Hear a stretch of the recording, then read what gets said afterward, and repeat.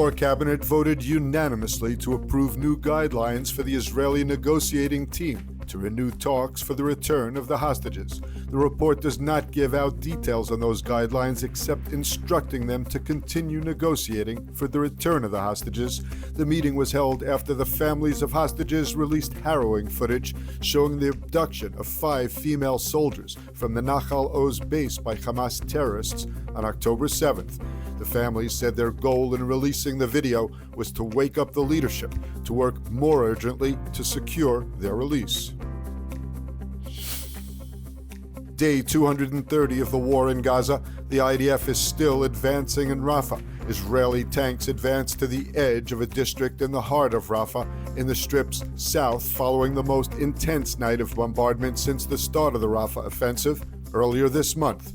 At the same time, more than half of the 14-kilometer-long Philadelphia route along the Egyptian border is now under IDF control.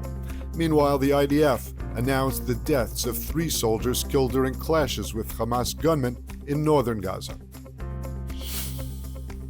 Israeli leaders are lashing out at 3 European nations who announced that they will recognize a Palestinian state. Prime Minister Netanyahu said that Spain, Ireland, and Norway's plan to recognize a Palestinian state is like handing out a reward for terrorism. Netanyahu said this evil must not be given a country. It will be a terror state. It will try to repeat the October 7th massacre, and we will not agree to that. He added, rewarding terrorism will not bring peace, and it will not stop us from defeating Hamas.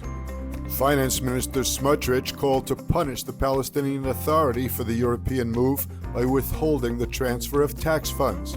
Smotrich also demanded that Israel answer the European nations by approving thousands of new settlement homes in Judea and Samaria. Experience the power of truth with ILTV News. If you're looking for quality content and captivating visuals, join our news community and become an integral part of our team as we embark on a mission to unveil the real Israel, dismantling the web of lies and misinformation that surround reporting on Israel.